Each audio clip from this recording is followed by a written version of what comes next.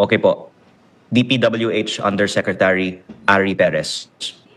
Nabulilyaso si DPWH Secretary Vince Dizon sa mga isiniwalat ni Kong Leviste.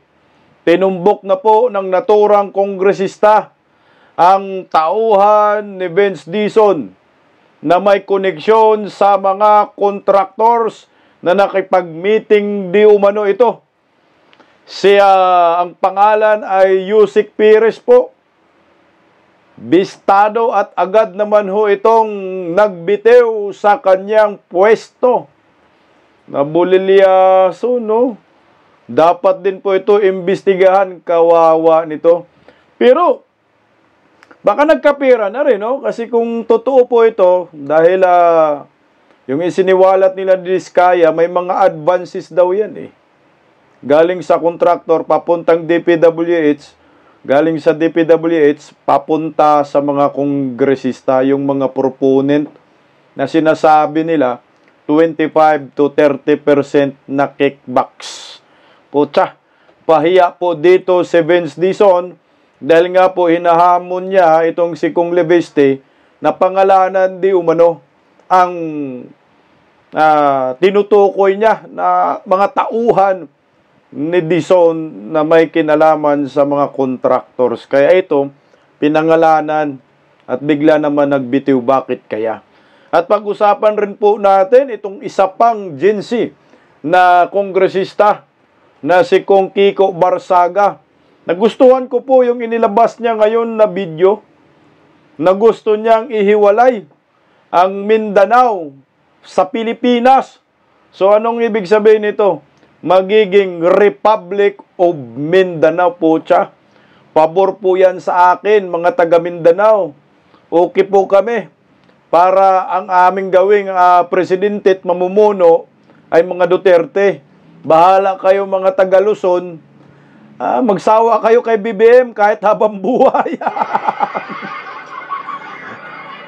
Daming mga kawatan kasi, puro taga Luzon. May nayupak. Mga lahi, ayan, si Tambaloslos, sa inyo na rin yan. Nimal anak ng kagwang, Kaya, palike muna, pa-share, pa-subscribe sa mga bagong pasok. Pa-subscribe naman. At pakipindot yung inyong notification bell upang lagi po tayong updated sa ating mga video. Magandang gabi po sa ating lahat. Kagabi, kagahapon, nayanig ang mundo ng mga nasa politiko, mga Pilipinong nakatutok sa isyu ng lipunan, na biglang nag-press-con po itong batang si Congressman Leviste na sinabi niya na ang mga tauhan di umano ng naturang DPWH Secretary Vince Dizon ay gagi, mga kontraktor. Hindi lang mga kontraktor, ay konektado sa mga kontraktor. Balita, nakatanggap na daw agad ng kickback. Anak ng kagang eh. At hinamo naman ni DPWH Secretary na pangalanan di umano. Ito na, pinangalanan na ni Kong Leviste. Pakinggan po muna natin mga kabisdak ang statement ni Kong Leviste. Narito po. Nawindang ang marami nang sabihin po ninyo na may kasama sa team si Secretary Vince Dizon na kontraktor ng pamahalaan o may koneksyon sa mga kontraktor ng DPWH. Pwede po bang expound po ninyo yun, Congressman? Unang-una po, ang agenda ng aking press briefing kahapon ay hindi para maging personal tungkol sa mga miyembro ng team ni Secretary Dizon, kung hindi para manawagan na ibaba natin ang presyo ng mga proyekto ng DPWH para maiwasan ang mga duda tungkol sa mga kickbacks. At hiniling ko din kay Secretary Dizon na ilabas niya ang impormasyon tungkol sa mga budget ng bawat distrito na hinihingi ng ibang mga congressman na nasa kanya naman, meron kaming mga kopya at sinabi niya na ilalabas niya pero hindi pa niya inilabas. Kung meron pong mga interviews ang media sa kanya ngayong araw, sana pwedeng i-request sa kanya na ngayong araw ilabas na niya ang available na impormasyon tungkol sa budget dahil tinatalakay namin ngayon sa Kongreso ang 2026 budget. Ngunit ang focus ng ibang mga media ngayon ay sino yung mga miyembro ng team ni Secretary Dizon na may mga aligasyon na ay may maybe potential issues related to procurement para sa DPWH. At ayoko naman pong sabihin na ito ang layunin ko, pero dahil siya po ang nagtanong, pwede ko pong isagot. Sige po, sabi po. Stop muna tayo dyan, anak ng baka. Okay, ito mga kabisdak, no? So ang gusto niya ilabas ni Dizon yung lahat ng mga proyekto sa bawat distrito. Anong lista doon sa saan napunta yung mga proyekto na yan. So wala pa daw wala pang inilabas. So yung gusto pong mangyari ni Congressman Leviste. Para magiging transparent at tingnan natin kung sino yung pinakamalaking pondo at sino yung magiging contractor ninyo. Punya, please name names. Okay po. DPWH Undersecretary Ari Perez. Sino po siya? Ano po ang impormasyon na nakuha niyo tungkol po sa kanya? Narinig ko na ipapahawak daw sa kanya ang procurement or bidding ng mga malalaking proyekto sa central office ng DPWH. Okay. At ang focus ko ay sana reformahin natin ang sistema at wag natin isipin na kung palitan lang natin ang mga tao na gagawa ng bidding ng mga project, wala nang korupsyon. Lalong-lalo po kung tignan natin ang background ng mga tao sa team ni Secretary Dizon na hahawak sa bidding, baka magkakaroon pa rin ng korupsyon pero doon na lang po sa central office. At Central office na lang, may corruption pa rin, anak ng kagang. Sana zero na talaga kung.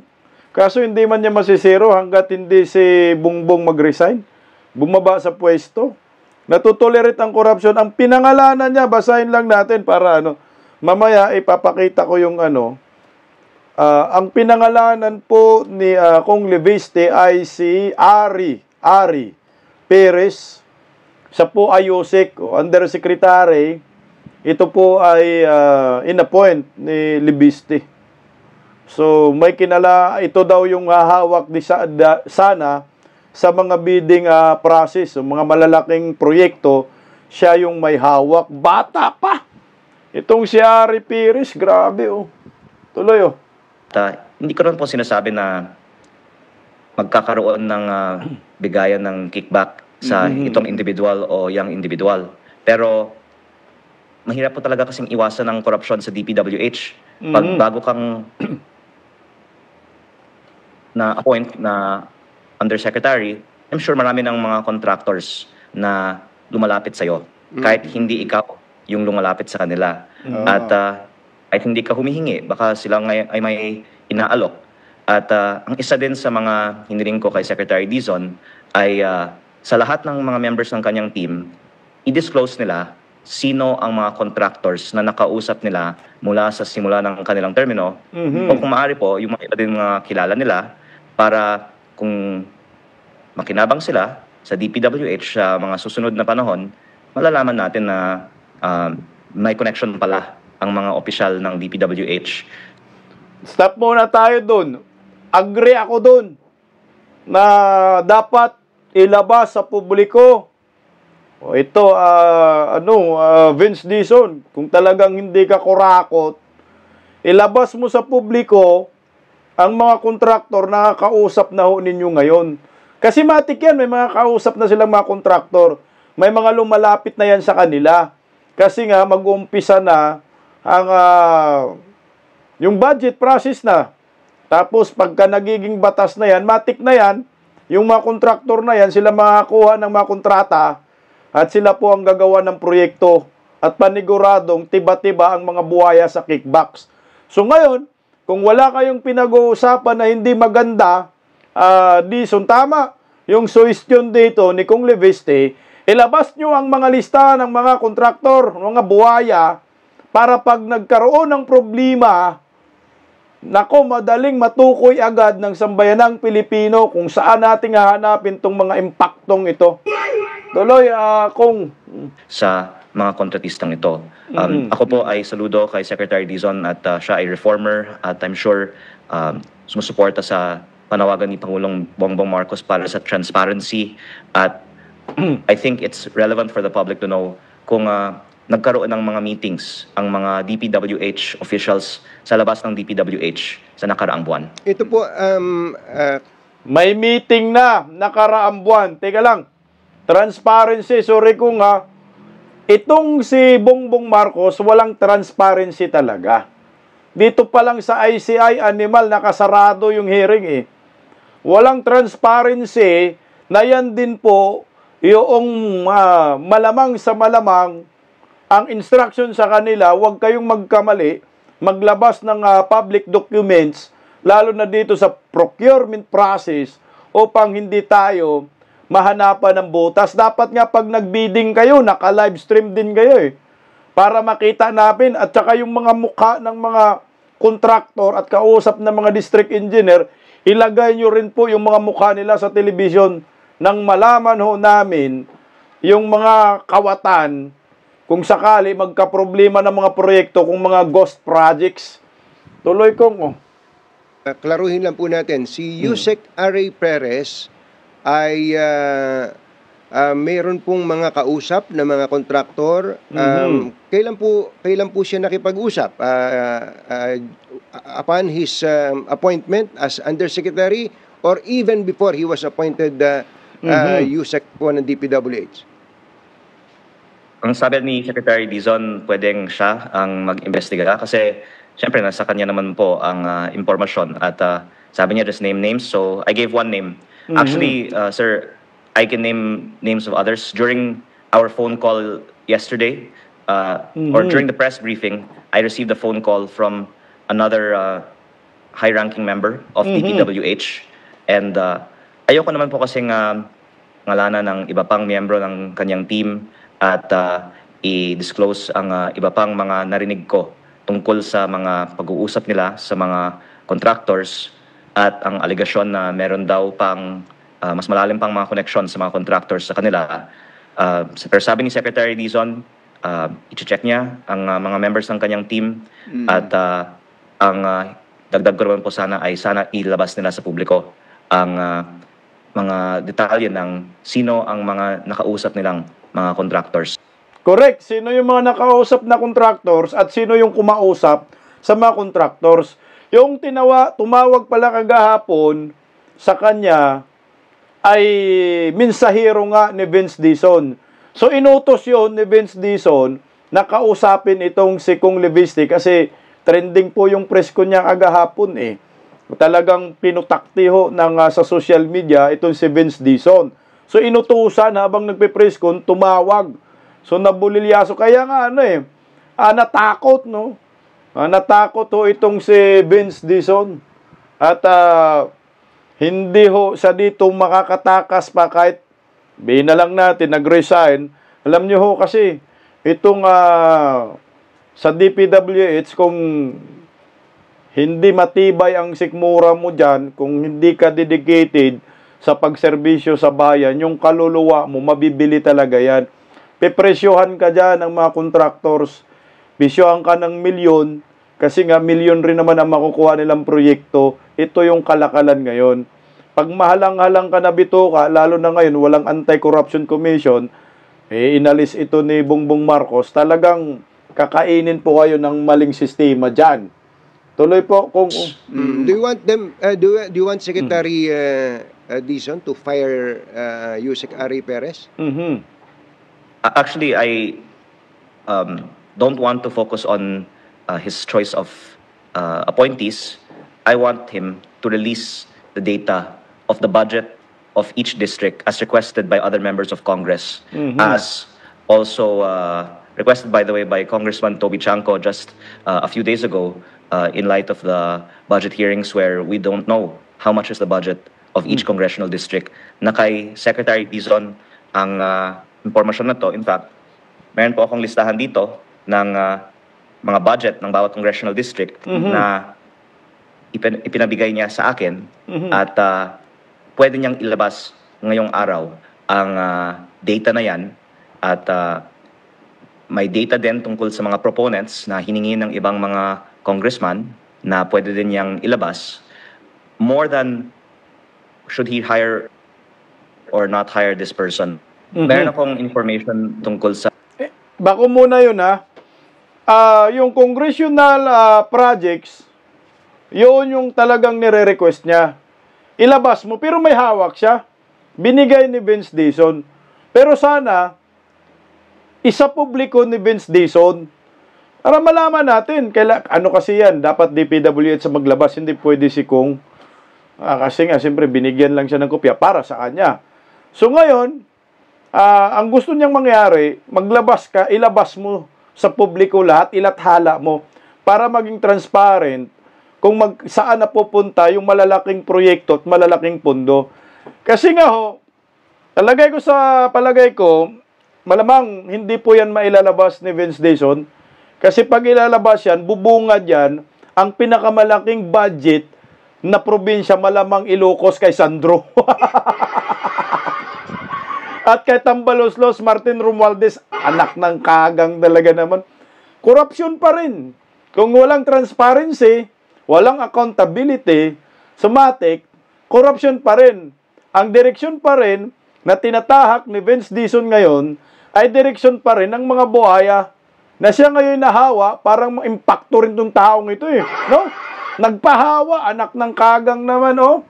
Sayang lang siya, tuloy, oh. History din ni Yusek Ari Perez na kung malaman ng publiko, ay baka sasabihin ng iba na hindi siya tamang umawak ng bidding ng Central Office ng DPWH.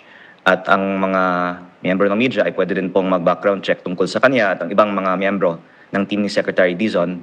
At ang gusto ko din pong dagdagan ay hindi naman si Yusek Ari Perez lang ang marami pa. The one I heard information about because Meron pa iba. I heard about many other members of his team and I also got a call from Teka lang, oh. O tiyan, marami pa pala. So marami pang mga kontraktor dyan, anak ng kagwang. Ay, Vince Dizon, puta. Anong ginawa mo? Utos ba ni Baki yan? O hindi naman si Vince Dizon na naghahanap, baka si Baki. Kaya ang mga nakuha, mga kontraktor, anak ng kagwang, oh. So marami pa, hindi lang si Perez, oh. May connection sa mga kontraktor. So lahat nilagay kontraktor. So marami pa, okay. Tuloy, oh. From one other member of Secretary Dizon's team during our press con yesterday. And I have lines of communication with them so that I don't want to name many more of them. But I'm just hoping that Secretary Dizon will also reflect that alam naman niya yung mga miyembro ng kanyang team ay may mga history tungkol sa pag-uusap sa contractors, procurement. Ang iba sa kanila ay baka may connection sa mga contractor. Kaya kung gusto po ni Secretary Dizon, pwede nating i-discuss pa ang lahat ng mga detalye nito sa media. Pero baka malulungkot ang mga supporters ng bagong DPWH kung ilabas natin sa media lahat ng narinig natin tungkol sa mga bagong appointees niya. Ang point ko lang sana ay we ask that Secretary Dizon disclose the information that he committed and lower the prices. And if he does that, then we can be confident that there is real change in DPWH. Kailangan natin baguhin ang sistema, hindi lang po ang mga personalidad. At kahit sino po ang ilalagay mo sa DPWH, mahirap pong trabaho ito, marami pong mga temptations at opportunities also to talk with contractors. At maganda pong magiging resulta nitong usapan ay mag-announce sana si Secretary Dizon ng solusyon sa mataas na presyo at lack of transparency sa DPWH budget. Congress. Magaling magsaywar tong batang to, no? Kasi ang sabi niya dyan, malulungkot ang mga supporters ni DPWH Vince Dizon kung i-discuss pa natin kung ano po yung mga mga history, mga background ng kanyang mga ina-appoint, mga yusik at mga asik. Yun, natakot siguro si Vince Dizon. Kasi yung press ko ni Vince Dizon kahapon, parang ang linis-linis, tingin niya sa mga in-appoint niya, ang linis-linis. Pero malaman-laman natin, galing sa kumpanya ni Pangilinan, tablado rin mga kontraktor, galing sa kumpanya ni Ramon Ang, tablado rin kontraktor. Itong si Ari Perez, galing sa BCDA, putya, halatado talaga mga kontraktor. May mga experience, may history pagdating sa mga procurement process, pangungontrata. Kaya ito yung pinaghimutok ni Kung Lobiste. Kaya siguro, napilitan sila dito. Putya, delikado tayo, magaling tong batang ito. Tuloy. Congressman, last na lang doon sa part na yon kay sa team ni Secretary Vince Dizon. Sabi mo nga, hindi lang si Ari Perez, meron pang ibang members ng kanyang team na may naririnig din kayo. Pero gaano ka-reliable, Congressman Lian, yung mga information ninyo yan sa mga sources ninyo, gaano ka-reliable para paniwalaan ninyo? Kasi kung hindi, parang magiging hearsay lang kung sakasakali. Gaano ka-reliable yan? Kaya po ako nag-discuss nito dahil baka 10 tao po ang nagbigay sa akin ng impormasyon tungkol sa mga membro ng team ni Secretary Dizon. Iba-ibang source at credible po. At ang ikinagulat ko ay nung sinabi ni Secretary Dizon na walang contractor sa kanyang team. Baka walang contractor sa papel na pangalan, pero ang nabalitaan ko nga ay talagang meron. At pangalawa, inamin po ni Secretary Dizon na nagkaroon sila ng mga diskusyon sa mga contractors. Sa isang interview ngayon lang, sinabi daw niya, meron daw sa labas ng DPWH, pero wala naman daw hinihingi sa mga meeting na yon. Bakit daw sa labas? Bakit naman sa labas ginaganap ang mga meetings sa mga contractors? Kaya para maiwasan na lang po ang mga alleged hearsay, i-disclose na lang nila sino ang mga contractors na na-meet nila. And dagdagan ko po, ang isang nabalitaan ko ay meron daw ebidensya na nagkaroon ng mga meetings ang mga miyembro ng team ni Secretary Dizon. At inaamin naman niya na minimit nila ang mga contractors. Kaya sana maging transparent na lang sila sino ang mga contractors na ka-dinner nila, na ka-meeting nila sa nakaraang buwan. Ka-dinner pa talaga, malamang kapal ng sobre nun. Siguro, malita ng basura. Anak ng kagwang, Pag tiningnan nyo po, itong si Kung Lobiste, mainit, no? Sincero, nakikita ko sincero. Credible yung source niya, sabi niya. 10, mantakin mo yung 10. 10, mga 10 yung mga nagbibigay sa kanya ng impormasyon, pare-pareho, so credible nga. Kaya naman, ang hamon niya, i-disclose na lang. Kasi nga, kung ako Vince Dizon, simple lang naman hiningihin niya, i-public mo lahat ng mga kontratista mo. Kasi nga, napaka-imposible naman kasi mga kabisdak, na walang kausap itong si Vince Dizon ng mga kontratista, kagaguhan po yun. Para naman tayo ngayon lang ipinanganak. Ang masaklap niyan, nalaman ni Kung Lobiste na itong mga kontratista ay nagkaroon ng dinner meeting sa grupo ni Vince Dizon. Bakit dinner meeting ka pa?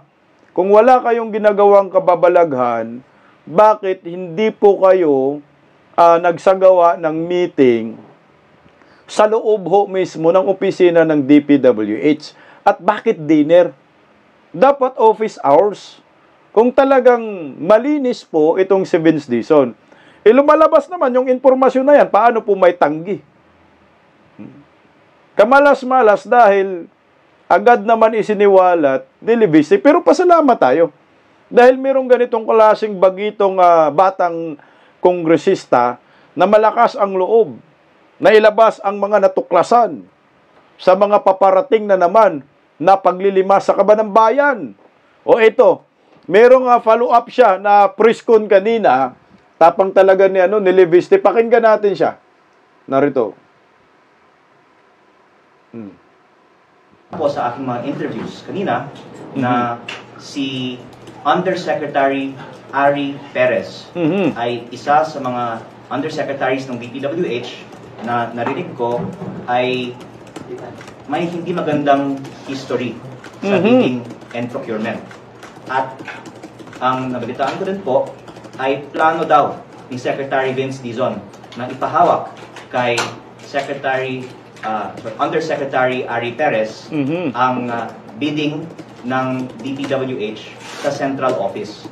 Sa tingin ko, maraming mga madidisappoint sa high expectations ng liderato ni Secretary Vince Dizon kung makita nila ang history ng bidding and procurement ni Undersecretary Ari Perez.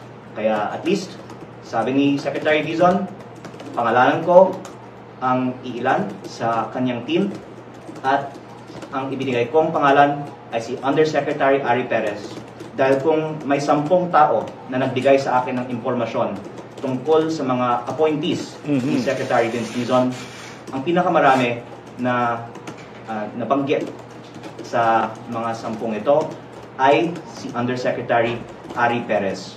Stop muna tayo doon.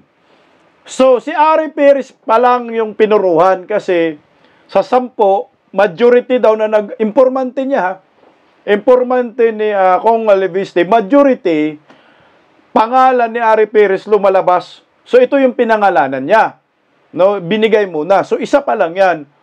So, ilan ba yung tauhan ni Dizon?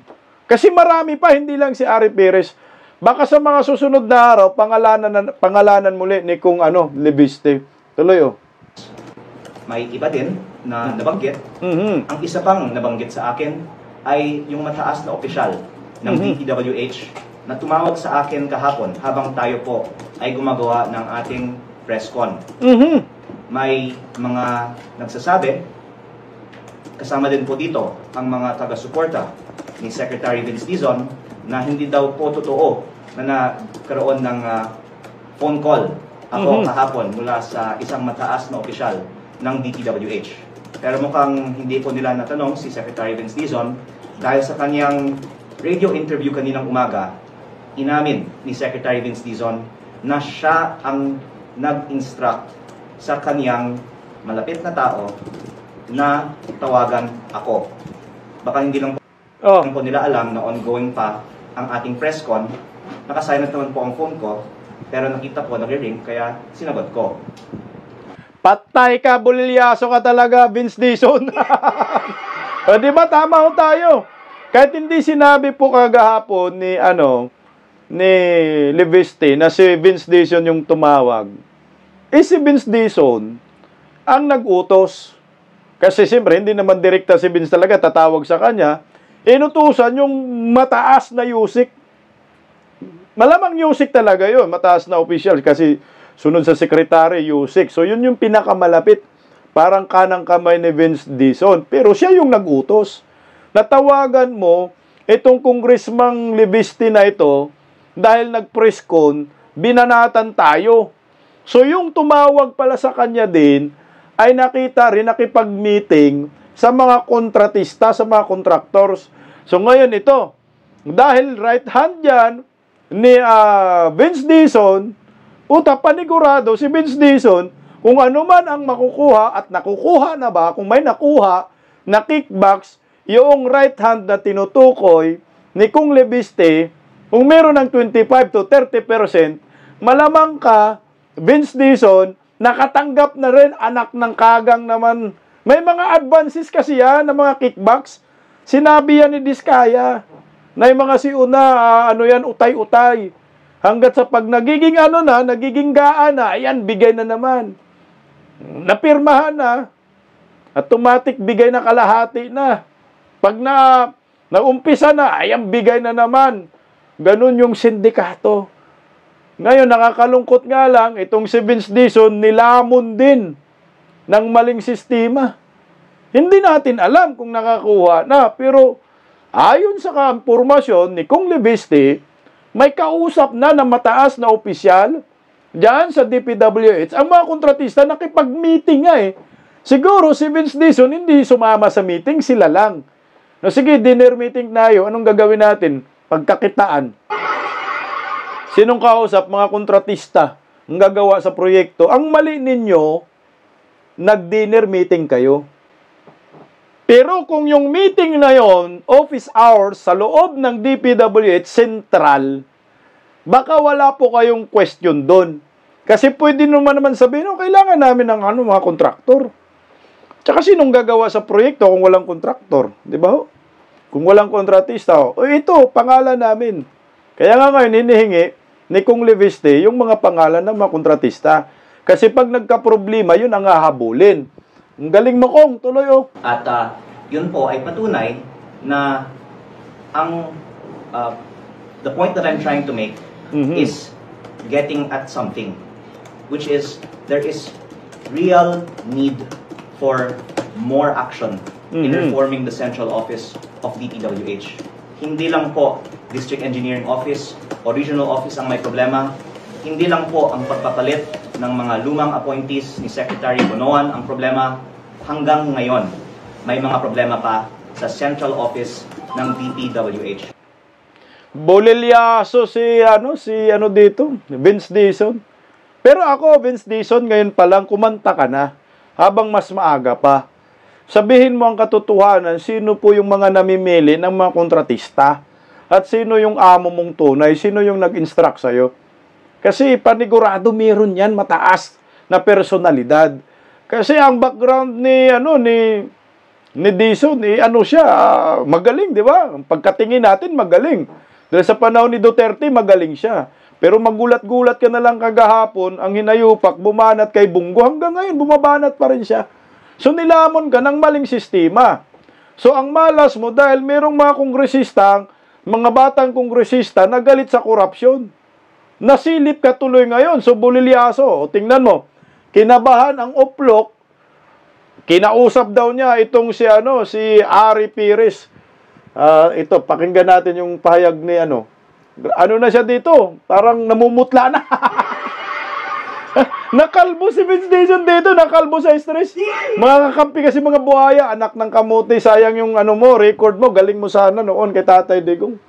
O dinungisan mo. Yung issue, na in fact nakita ko yung lumabas yung issue pagkagaling ko sa kaninang umaga. Unang-una, immediately nung nalaman ko yon at may pinangalan si Congressman Leandro Reviste, at nagpapasalamat ulit tayo sa kanya.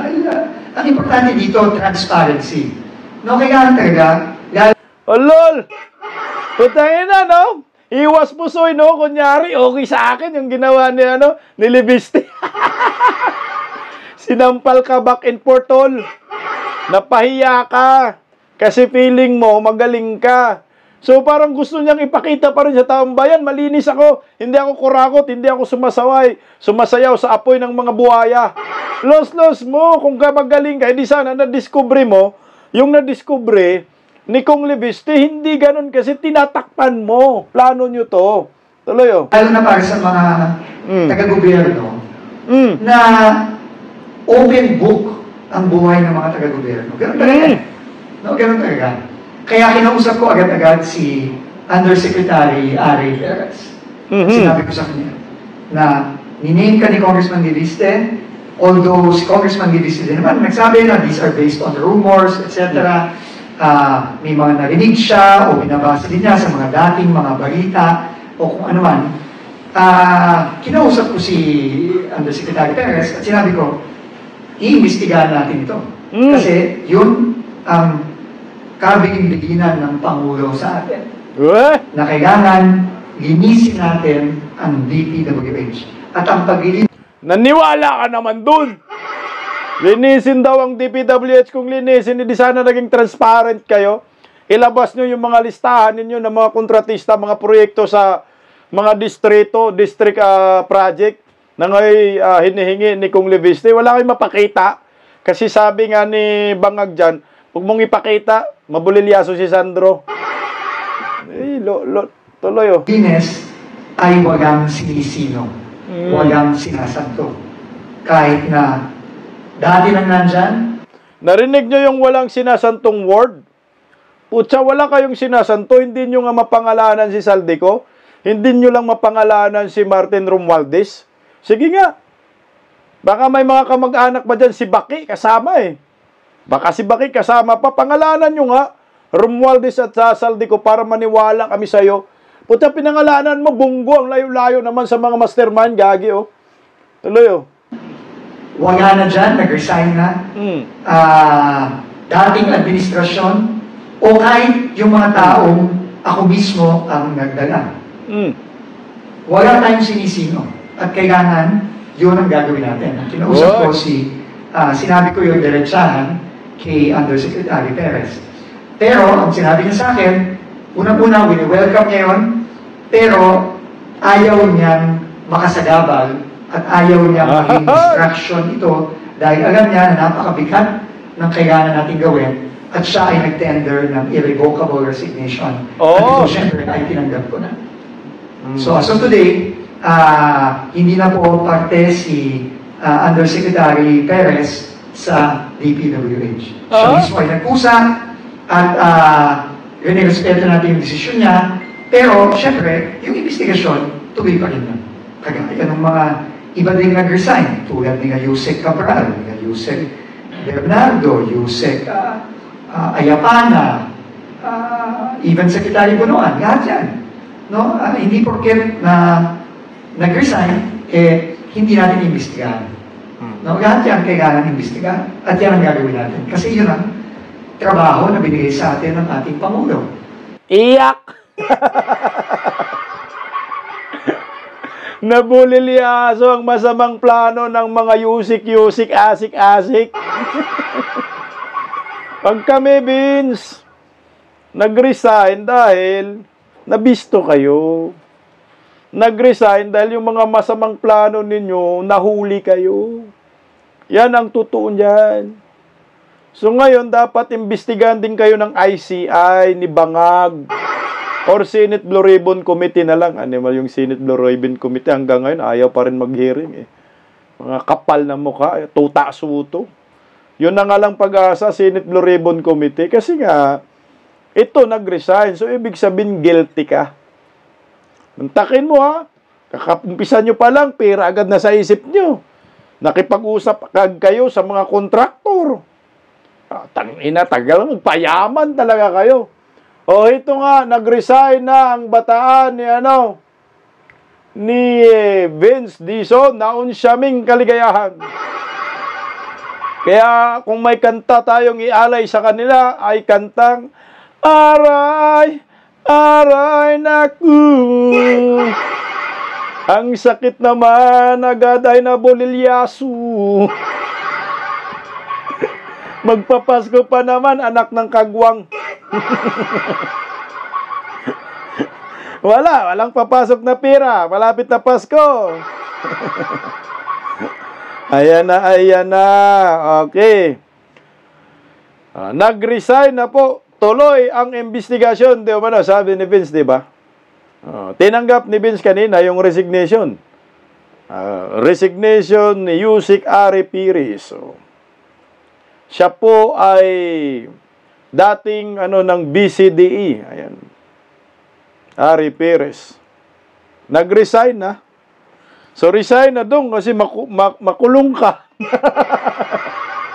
Pero kailangan itong imbestigahan kasi may mga advances yan.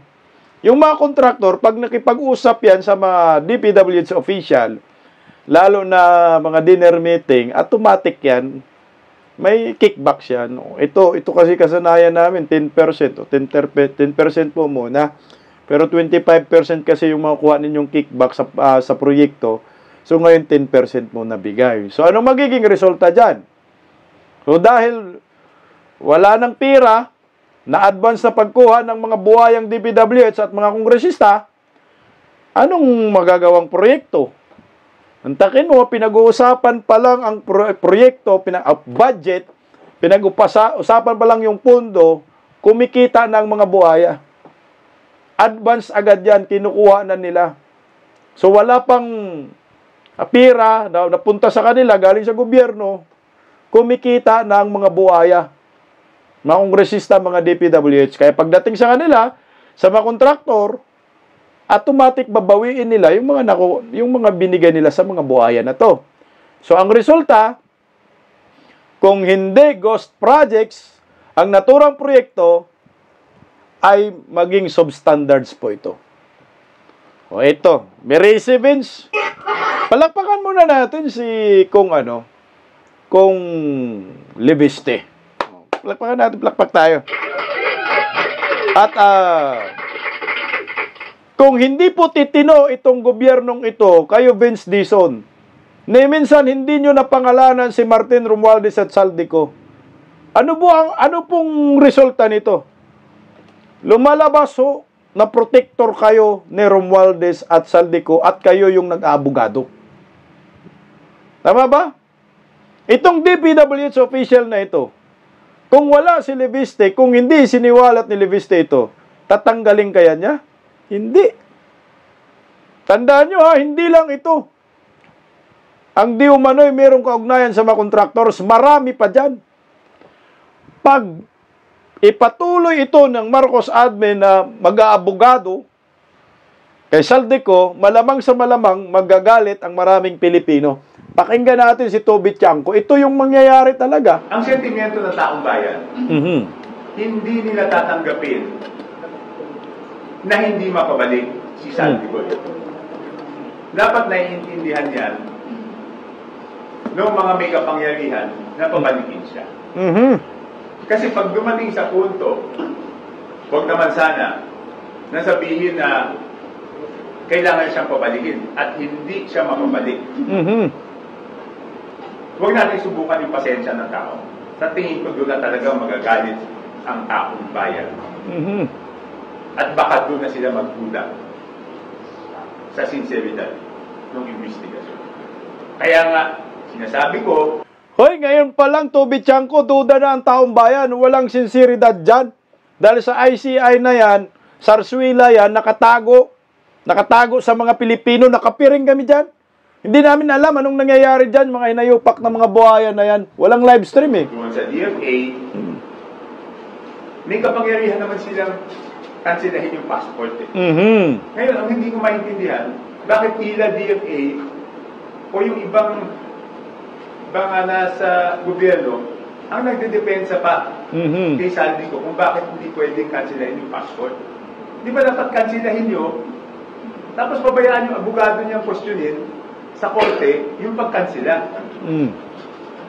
Bakit? Parang tila baga, sila ba nag-abogado?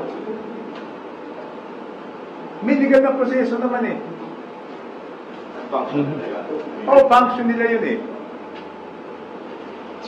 Di ba, okay, doon sa Passport Act, di ba? Doon sa Passport Act, RA 11983 yata yun. Tingnan nyo ba, mali ako. 11983?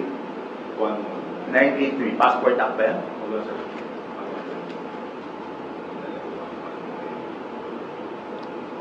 So sir, anong tingin niyo? Bakit parang meron kami hindi tama. Passport Act, Section 4 o Section 5. Nandiyan yung grounds, tignan natin kung matalos pa yung memory natin. At least doon sa RA, hama tayo. 4 is authority to issue, deny, or cancel. O yan! Okay, ganito ha.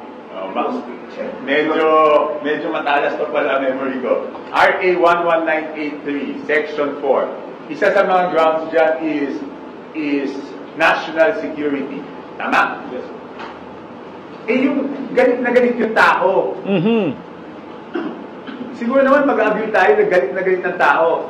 May mga mass movements. Itong mass movements na to, pwedeng samantalahin ng masamang elemento para ma-destabilize yung gobyerno. Hindi pa ba national security issue yan? Hindi pa ba yung pasok doon? So sa DFA, hindi pa ba pasok yan? So ba't hindi nyo kansilahin? Tapos bahala na yung abogado niya mag-question. Sir, anong nakikita niyo possible reasons bakit parang hindi umuusan yung proseso niyo? Yung pag-cancel ng passport, hindi ko alam eh. Kaya dapat sagutin ng DFA eh. O ngayon, pag hindi na-cancel yan at hindi na pauwi at nakakuha ng passport sa ibang bansa na walang extradition, willing ba sila managot? Ako, sasagutin kita, Toby Chanko. Siyempre, hindi yan kakansilahin nila kasi pag nakansila yan, magkakaso, issue ng warrant of arrest, magkaroon ng red notice at mapauwi sa Pilipinas. Pag mapauwi sa Pilipinas, si Saldico, ikakanta si Martin Romualdez, tatamaan si Bongbong Marcos. Yan ang maliwanag talaga yan, kaya hinuhold nila ngayon. Kaya sila, naghanap ng diversionary tactics, ginamit itong si Vince Dizon, tinitira si Bongo. Ang tanong, hindi naman kakagat. Walang kumakagat eh. Yung video ko nga kagahapon, hindi man nagkakabuse eh. Kasi nabubuisit sila dito, diversionary tactics, halatang halata. Wala na yan. Yung sinasabi ni Toby Chanko na baka sasakyan ng mga masasamang grupo, ma-destabilize ang gobyerno, sinasakyan na nga ng mga kaliwang grupo, nagrarally eh. Sigaw ng sigaw ngayon sa Mindiola, animal rally sa hangin.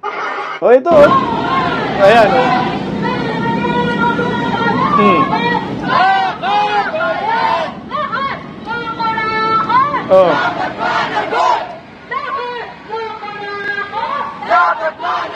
Tingnan mo, lahat daw ng kurakot dapat managot. Si Vice President Inday Sara, dinamay pa ng mga gagi, oh. Ito yung mga sumasabay, oh, sumasakay, oh. Tingnan mo, mukha talaga ni Inday Sara nakalagay dyan. Duterte panagutin, Marcos ano yun? Singilin? Lolo! Damay talaga si Inday. Kagaya ito, sumasakay. Kabataan Pantilis. Ito yung ito yung sinasabi ho natin. Mga sumasakay, nagrarally, panagutin daw, kurakot, ikulong. Puta, hindi man mapangalanan si Martin Romualdez, Saldico, Bongbong Marcos. Ikulong? Anak ng kagwang, ang gulo-gulo ninyo sa Luzon. Kaya mas maganda itong mungkahi talaga ni Kong Kiko Barsaga. Taga Luzon ito, taga Cavite, pero nananawagan siya na ihiwalay ang Mindanao sa Pilipinas, patay kayo. O sige, sa inyo na singiwim. Inyo na si Bongbong Marcos, magpakailanman. Dito na lang kami sa Mindanao, mga Duterte. Pakinggan nga natin itong isa pang Kong Kiko Barsaga, anak ng kamote. Pakinggan natin si Kong Kiko Barsaga. Hindi, ito isa. My fellow citizens, it's now time for us to heed Mindanao's calls for secession. As the second largest island in our country with a population of almost 28 million people, the interests of the people of Mindanao is not one we can ignore or consider as less important than those of the people of Luzon. In the past 3 years, the Marcos administration has been criticized for its bias policy and its favoritism towards the NCR. And with the recent flood control anomalies being traced back to the residences of corrupt politicians in the NCR, the calls for Mindanao secession has gradually increased. Mindanao is capable of being entirely self-sufficient. With their abundant natural resources and competent labor force, they can successfully thrive as an independent nation, which makes the fact that the corrupt national government excessively taxing them for the benefit of Luzon's politicians very upsetting. I can sympathize with their anger. As a representative from Cavite, it disgusts me that the government funds for developing provinces like ours are being funneled by Congress into the pockets of corrupt politicians that reside in exclusive subdivisions in the National Capital Region, like Forbes Park and Dasmariñas Village. The money that could have saved millions of Filipinos being used instead on overpriced houses, watches, cars, and planes. The desire for secession of Mindanao in response to the extreme corruption of the wealthy elites of the NCR, who look down upon them as lesser beings, is a very valid sentiment, and one that I wish to bring to our government. I shall ask both Congress and President Marcos to start considering and discussing a possible change to our natural territory in order to meet the desires of our citizens. Palakpakan natin kung Barsaga. Mantakin mo kung kongresista sa Luzon, Cavite, nananawagan ihiwalay ang Mindanao. Kasi nga kinawawa nga tayo talaga mga taga Mindanao. Nagbabayad tayo ng tax. Kinukurakot ng mga buhaya. Saan yung napakaraming proyekto? Nasa Luzon. Pero tayo nagbabayad ng tax. Mga turismo na, tourism natin dyan. Sa Mindanao, ang yayabong. My God! Pero ang nakikinabang mga buhaya sa Luzon. Hiwalay na talaga ang Mindanao. Ako, pahig ako dyan kung Barsaga kasi taga Mindanao ako. Welcome to the Republic of Mindanao. Patay tayo kung saan walang mga kurakot. Tapos magano tayo ng death penalty sa Mindanao. Gano'n na lang siguro mga taga Luzon, sa inyo na lang singiwim. Kagaya ngayon, merong inalabas na na survey, tingnan mo. Namamayagpag pa rin para sa Asia Survey, approval rating. Vice President Inday Sara, 55%. Bumaba man ng konti, pero pinakamataas pa rin na approval rating sa lahat ng leader ng ating bansa. Amin na yung 55% mga taga Mindanao, sa inyo na yung si Bongbong Marcos magpakailanman habang buhay sa inyo na taga Luzon. Yung mga taga Luzon na ayaw kay Bongbong Marcos, sama-sama tayo sa Siargao. May lupa kami doon, abang-abang. Bili na kayo ng lupa sa Mindanao habang mura pa. Kasi pag nagkataon po ito, pabor na pabor talaga tayo dito, taga Mindanao. Tingnan mo pag ang Mindanao mahiwalay sa Pilipinas, so Republic of Mindanao na tayo. So meron na tayong sariling batas, may sarili na tayong mga namumuno, mag-federalism agad kami sa Mindanao. Ayan, mga Duterte agad. Mas mabilis po kami uunlad at makatakas kami sa utang ningiwiim. Animal na utang ng ina yan. Utang ng ina nila at tatay nila lang. Utang ng ina nila at utang ng ama nila yan Noon pa, 21 years nanungkulan sa Pilipinas umutang. So siguro ngayon, kaming mga taga Mindanao, hindi naman namin ginusto yung utang ng ama nila at utang ng ina nila. Kayo na lang siguro taga Luzon ang magbayad. Kaming mga taga Mindanao, kalas na kami.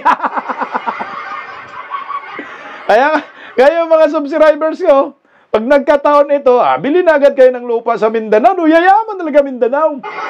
Malapit sa Indonesia, di ba? Meron kaming natural resources na ang food basket ng Pilipinas, Mindanao.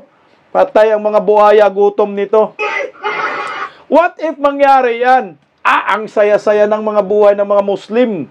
Mga kapatid natin sa Mindanao, makatakas na kami sa nakangiwi ang panga. What if mangyari yan? Tingnan nyo po ang Mindanao. Ito po. What if Mindanao became a nation of its own? What if every peso of tax collected in Mindanao was used only for Mindanao, for its people, its progress, its future? Imagine a land so rich it could stand on its own feet, a land blessed with fertile soil and vast plantations of bananas, pineapples, coffee, and cacao, and many more. Mountains that hide gold, nickel, copper, and oil beneath their roots. Rivers that generate power, seas that overflow with life. Mindanao, the food basket of the Philippines, but more than that, a powerhouse of natural wealth and potential. Imagine a nation fueled by its own people, guided by its own hands, and strengthened by its own resources. If Mindanao became a country, it could shape its own destiny and rise as one of the richest lands in Southeast Asia. But maybe it's not just about separating. It's about realizing how powerful, capable, and self-sustaining Mindanao truly is. Because Mindanao has always been more than just the South. It's the heart that keeps the nation alive. Wala na, hiwalay na kami sa mga taga Mindanao. Yung Visayas, huwag natin isali kasi nandyan si Tambaluslos Nandyan rin si si Visayas man yan si Samar. Pwede siguro, hiwalay ng Samar. Sama na namin Visayas, iwan yung Samar. Baluarte ba kasi ng mga Marcos yan? Anak ng kagwang. Di kaya ang mga taga-Samar, lipat na kayo sa Mindanao. Ganun na lang. Luzon, hiwalay. Sama nyo na yung Samar. Visayas, Mindanao, amin.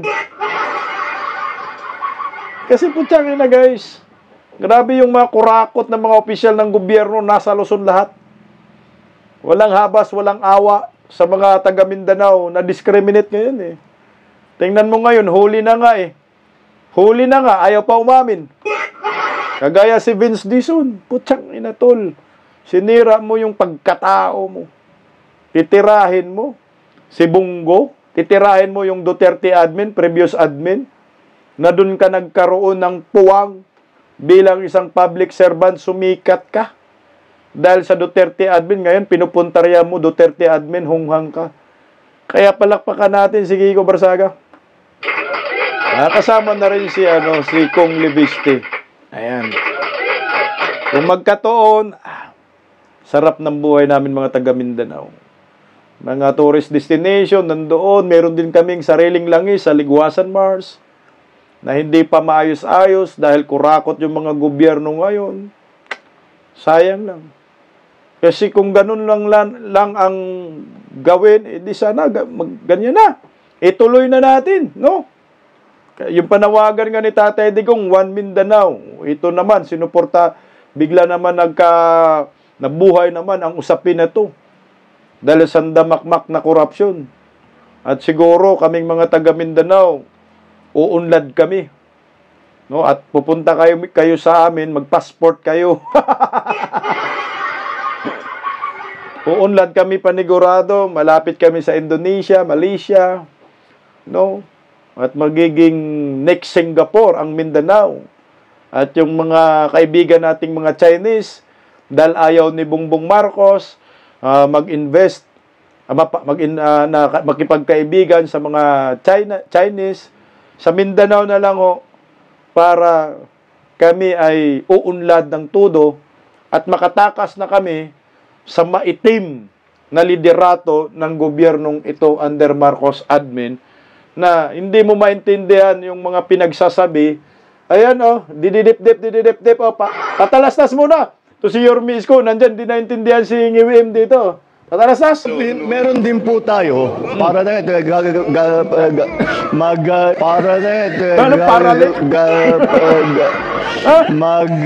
isasamantala ko na po itong pagkita natin. Anak ng kagwang. Parale. Asare, O sa inyo na yan. Ano taga Luzon? Iyong-iyo na. Mga bubunisang tanganista, sa inyo na yan. Yung mga taga Luzon na ayaw dyan, lipat kayo na Mindanao. Handang-handa kami. Para sa inyo, ang lawak ng lupay ng Mindanao, mga parali daw. Ang parali. Ang sabi ni Kiko Barsaga, meron ba na si Kiko Barsaga? Laban kay Vince ba? Kay Vince? Hindi. Ay Bongbong. Galit na galit talaga si Kiko Barsaga. Buong Pilipinas, gusto ko nang tanggalin. Bagsak ng ekonomiya natin. Dahil wala kang ginawa kundi magnakaw. Galit na galit si Kiko Barsaga. Ito yung mga bagong Andres Bonifacio natin. Ito pa, isa pa. Ayan, Kay Ralph Recto naman. Sabi ni Ralph, patungkol to sa pagbabawas ng revenue zero VAT. Sabi ni Kiko Barsaga, bawasan natin ang mga magnanakaw sa gobyerno para di na natin kailangan mangutang at para pwede na rin nating tanggalin ang VAT mo. 12% kerekto, anak ng kagwang. Binigyan tayo ng sakit ng ulo. Banat naman ni Kung Kiko Barsaga kay dito kay Vince Dizon, puro preskon lang alam ni DPWH Vince Dizon.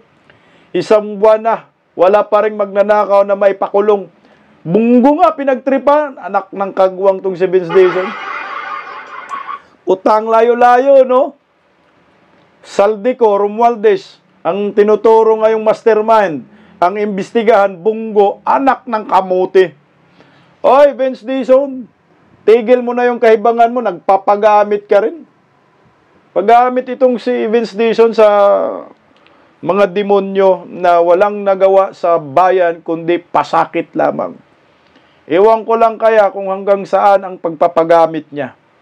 Ako, na-appreciate ko itong dalawang mambabatas na ito. Mga bata, talagang may pag-asa tayo dito, Gen Z, na si Kiko Barsaga at si Kong Leviste. Meron pa pala tayong mga matitinong kongresista, mga kabataan, at may pag-asa pa. Sa muli, kung mangyari man yan, mahiwalay ang Mindanao sa Pilipinas. Huwag kayong mag-alala. Welcome sa Republic of Mindanao. Pero malabo yan, hindi yan susuportahan ng mga buhaya. Kasi wala ho na silang makukurakot pa. dahil ang food basket ng Pilipinas ay Mindanao. Kawawa nga ho kami. Walang release hanggang ngayon. Magka-release na sana. Ginago pa ni Bongbong Marcos. Anak ng tipaklong naman talaga. Magandang gabi ho. Mabuhay po tayo mga Pilipino. Pagising sa umaga, tanghali at gabi, nakikita ko ang post niya, ang hapdi. Paano nga ba to? Di ako makatanggi. Watch ko na lang at isipin ng mabuti. Bisdak Pilipinas. Bisdak, tinig ng katotohanan. Sa bawat vlog may laban sa kasinungalingan. Mulat ang mata, gising ang masa. Bisdak Pilipinas. Para sa bayan, gumigising sa diwa. Sa likod ng kamera, tapang ang dala, walang sinasanto kung mali ang gawa. Hinay-hinay, pero palaban. Boses ng tao sa digital na labanan. Bisdak, tinig ng katotohanan. Sa bawat vlog may laban sa kasinungalingan. Mulat ang mata, gising ang masa. Bisdak Pilipinas. Para sa bayan, gumigising sa diwa.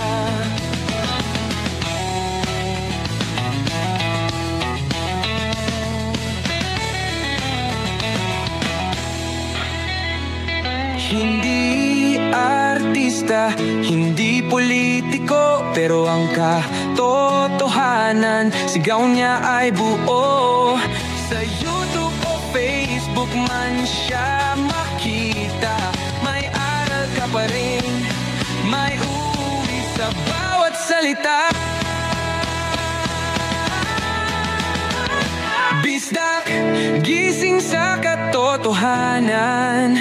Di lang kwento, kundi panawagan. Sa bawat Pilipinong naghahanap ng liwanag. Bisdak Pilipinas, kasama sa pagbangon ng bayan. Bisdak Pilipinas, boses ng masa. Gising ang diwa. Sa vlog mo, may pag-asa.